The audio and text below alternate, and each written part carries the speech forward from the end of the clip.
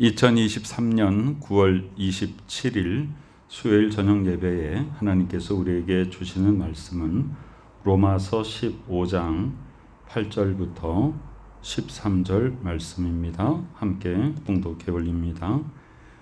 내가 말하노니 그리스도께서 하나님의 진실하심을 위하여 할례의 추종자가 되셨으니 이는 조상들에게 주신 약속들을 견고하게 하시고 이방인들도 그 긍휼하심으로 말미암아 하나님께 영광을 돌리게 하려 하심이라 기록된 바 그러므로 내가 열방 중에서 주께 감사하고 주의 이름을 찬송하리로다 함과 같으니라.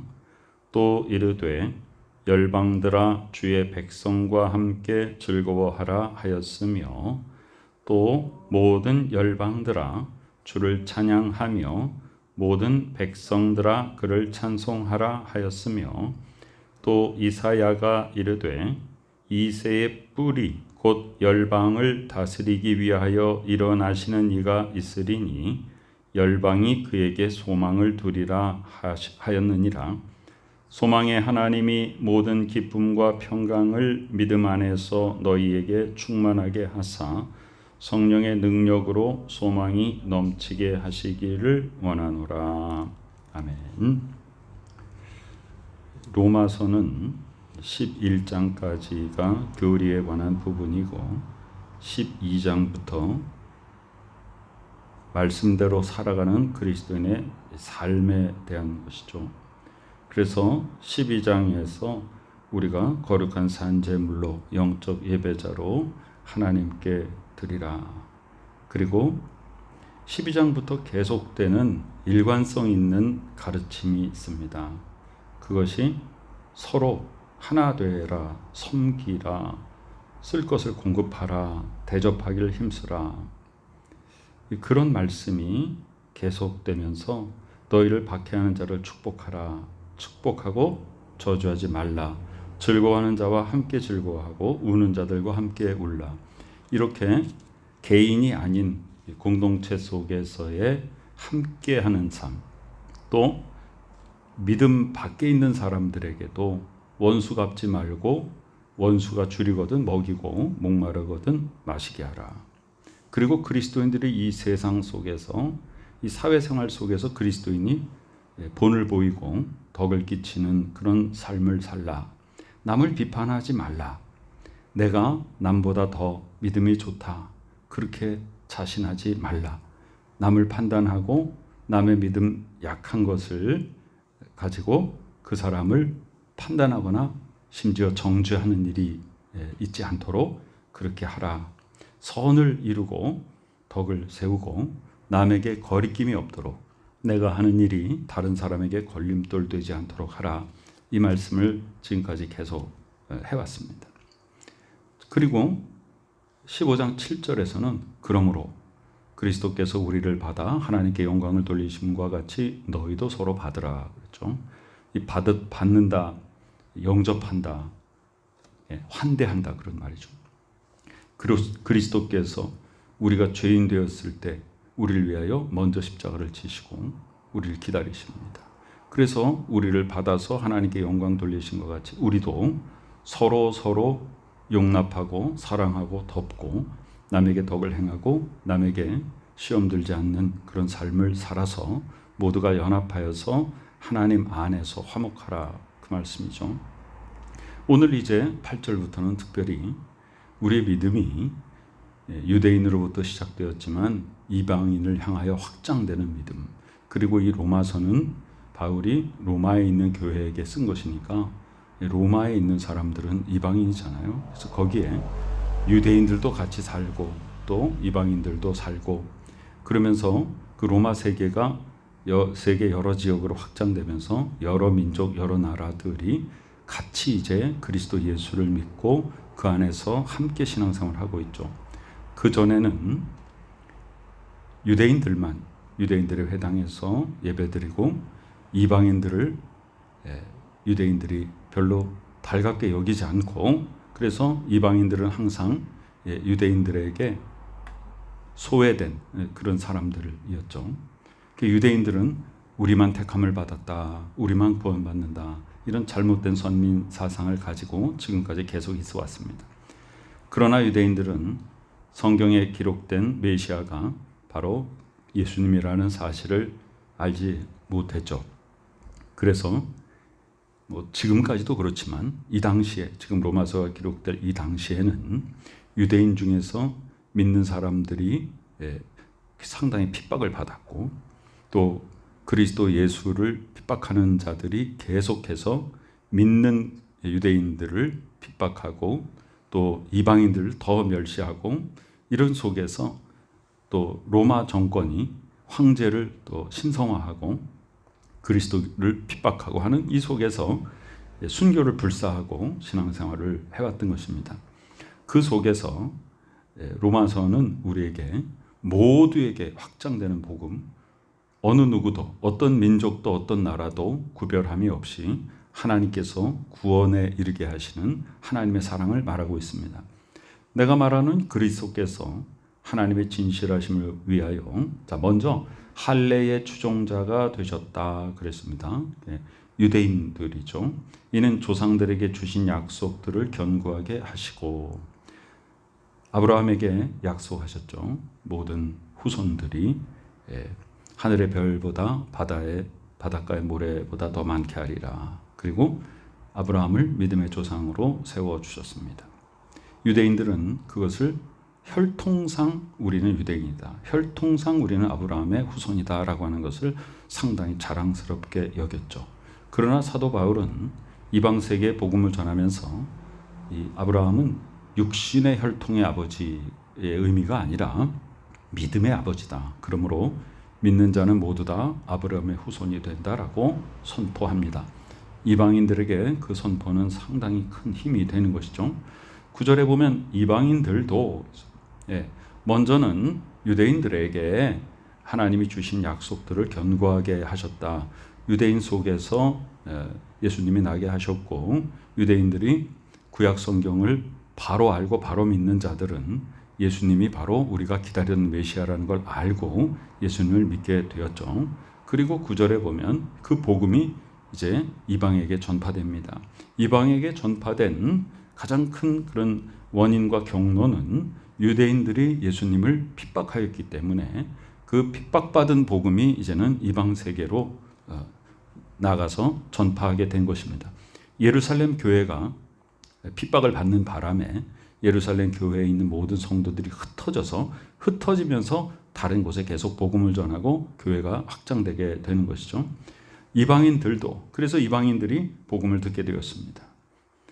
대표적인 예가 안디옥 교회죠. 안디옥 교회는 누가 가서 세운 것이 아니라 이방인들이 스스로 교회를 거기다 세웠습니다.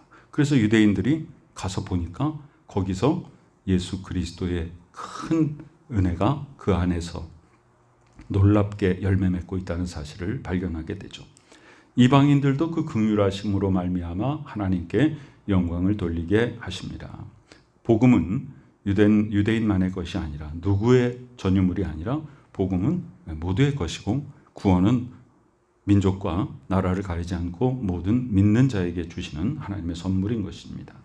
이 말씀은 구약 성경에도 여러 군데에 기록되어 있어서 오늘 로마서에서 그것을 세 군데, 네 군데에 계속해서 우리에게 인용해서 선포하고 있습니다. 처음이 바로 시편 18편에 그러므로 내가 열방 중에서 주께 감사하고 주의 이름을 찬송하리로다. 그 다음에는 또 신명기 32장에 열방들아 그랬죠. 그 다음에 세 번째는 시편 117편의 모든 열방들아. 그리고 마지막으로 12절에 인용된 이새의 뿌리 곧 열방, 이사야 11장에. 그런데 이 네 군데서 인용된 모든 구약 성경에 공통적인 단어가 있는데 전부 열방입니다. 열방이라는 것은 그냥 나라들, 민족들 이런 말이죠. 그러니까 이 열방이라는 것은 유대인만이 아니라 어떤 나라, 어떤 민족이든지 모든 나라가, 모든 민족이라는 말이죠. 그러므로 내가 열방 중에서 주께 감사하고 주의 이름을 찬송한다라고 하는 것은 유대인 중에서가 아니라 모든 나라 중에서.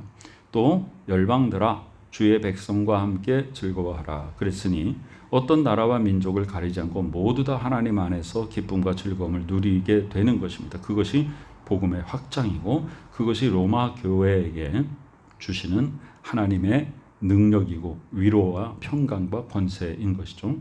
또 모든 열방들아 주를 찬양하며 모든 백성들아 그를 찬송하라. 유대인만이 아니라. 그래서 유대인들은 이 말씀이 구약 성경에 여러 군데 기록되었음에도 불구하고 이 열방들이란 말을 인정하지 않고 우리만 구원받는다. 이방인들에게 믿음을 전하지도 않습니다. 도리어 이방인들이 회당에 예배를 드리러 와도 저쪽 뒤에 가서 구석탱이에 있으라. 이렇게 아주 소외시키고 그랬죠. 또 이사야가 이르되 이새의 뿌리 다윗이죠. 곧 열방을 다스리기 위하여 일어나시는 이가 있으리니. 그런데 궁극적으로 예수님이 누구예요? 혈통상 다윗의 자손이니까 여기 이새의 뿌리는 바로 다윗을 거쳐서 예수님을 말하는 것이잖아요. 그래서 예수님이 바로 열방을 다스리기 위하여 일어나시는 이가 예수님입니다. 예루살렘 성에 있는 사람들이 예수님이 예루살렘 성에 입성하니까 다윗의 자손이여 하면서 호산나 찬송하죠. 왜냐하면 구약 성경에 메시아는 다윗의 자손에서 온다고 기록되었기 때문에 그 사람들은 예수님을 바로 구약 성경에 예언된 메시아로 알아보았던 것입니다. 바로 이새의 뿌리가 다윗이고 그 다윗의 후손이 예수 그리스도니까 여기 이사야서 11장에 인용된 이새의 뿌리는 곧 예수님이죠. 그 예수님은 누구냐? 열방을 다스리는 분입니다. 유대인을 다스리는 분이 아니라 모든 나라 모든 민족을 다스리는 분이십니다. 그것을 위하여 일어나시는 분이 있다. 열방이 그에게 소망을 둘 것이다. 모든 나라 모든 백성들이 예수님께 소망을 두게 됩니다. 그리고 오늘 우리가 읽은 단락의 마지막 13절 소망이 하나님이십니다. 우리는 하나님께 소망을 두고 있기 때문에 이 세상에서 어떤 상황 속에서도 흔들리지 아니하고 인내하면서 소망 가운데 그것을 바라보고 나갈 수가 있는 것입니다. 소망이 없다면 환난 중에서 기뻐할 수 있는 근거가 없습니다. 소망이 있기 때문에 환난을 당한 즉 온전히 기쁘게 여기고 그것을 인내함으로 소망을 이루어 가는 것이죠. 바로 하나님이 소망의 하나님이기 때문입니다. 그러나 세상에 소망을 두게 되면 세상의 소망은 우리에게 늘 실망을 주게 됩니다. 그러나 하나님은 우리에게 늘 새로운 힘을 공급해 주시는 진정한 소망의 하나님이십니다. 하나님이 우리에게 무엇을 충만하게 주시는가? 모든 기쁨을 주십니다. 평강을 주십니다. 그런데 그것이 세상 것이 아니라 하나님을 믿는 믿음 안에서 우리에게 그냥 주시는 것이 아니라 충만하게 넉넉히 넘치도록 주시는 분이 바로 소망의 하나님이십니다. 그래서 우리가 결과적으로 이 소망은 어떤 소망이냐? 성령의 능력이 주시는 소망이다. 성령의 능력으로 소망이 넘치게 하시기를 하나님이 원하신다는 것입니다. 그래서 우리가 이 세상에 소망 두지 않고 세상의 물질적인 것이나 세상적인 것에 우리가 거기에 마음을 두지 아니하고 하나님께 소망을 두면 하나님은 천지를 창조하시고 만물의 주시오 모든 능력의 중심에 계신 분이요 모든 것을 능히 하실 수 있는 권능의 하나님이시오 모든 것을 고치시는 치료의 하나님이시오 우리에게 진정한 평강을 주시는 평강의 하나님께서 하나님께 소망 두는 자에게 그 모든 것을 넉넉하게 충만하게 부어주시는 것입니다. 오늘 주시는 하나님의 말씀의 은혜 가운데 우리가 민족과 나라를 가리지 않고 복음 가운데 믿는 자를 부르시고 하나님의 자녀 삼아주심을 감사드리며 우리가 오직 소망을 하나님께 두면 하나님께서 기쁨과 평강을 주시고 우리의 믿음을 더욱더 굳건히 세워주시고 성령의 능력을 부어주셔서 그 소망이 열매 맺게 하시는 좋으신 하나님 그 은혜 가운데 언제나 감사와 기쁨과 능력이 넘치는 삶 하나님이 주시는 지혜로서 이 세상을 살아가며 하나님이 기뻐하시는 복된 열매 맺고 그 복된 열매로서 하나님을 더욱더 찬양하고 모든 사람들에게 덕과 유익을 끼쳐서 우리 모두가 한 마음 한 뜻으로 하나님을 섬기며 하나님이 기뻐하시는 귀한 자녀의 삶에 열매 맺는 우리 모두가 되시기를 간절히 축원합니다. 아멘. 아버지 하나님의 은혜에 감사드립니다. 우리 모두가 다 열방들이 일어나서 주를 찬송하도록 하나님의 복음 가운데 바로 서게 하여 주시옵고, 하나님의 교회를 위하여, 하나님의 나라를 위하여 쓰임받으며 온전히 하나님의 영광을 위하여 하나님께 올려드리는 우리의 삶이 될 수 있도록 은혜와 정을 베풀어 주옵소서. 오직 소망의 하나님만 바라보고 나갑니다. 우리에게 기쁨과 평강을 주시고 우리를 강건하게 하시고 우리에게 능력을 주시고 우리의 나쁜 것을 고치시고 우리에게 연약한 것을 강하게 하시는 하나님의 은혜 가운데 거할 수 있도록 주여 항상 축복하여 주시옵소서. 지금은 우리 구주 예수 그리스도 귀하신 은혜와 하나님 아버지 크신 사랑하심과 성령님의 놀라운 역사하심이 이 시간에 오직 하나님께만 소망 두고 나아가는 복된 믿음의 식구들의 머리 위에 지금부터 영원까지 함께 계시옵기를 간절히 축원하옵나이다. 아멘.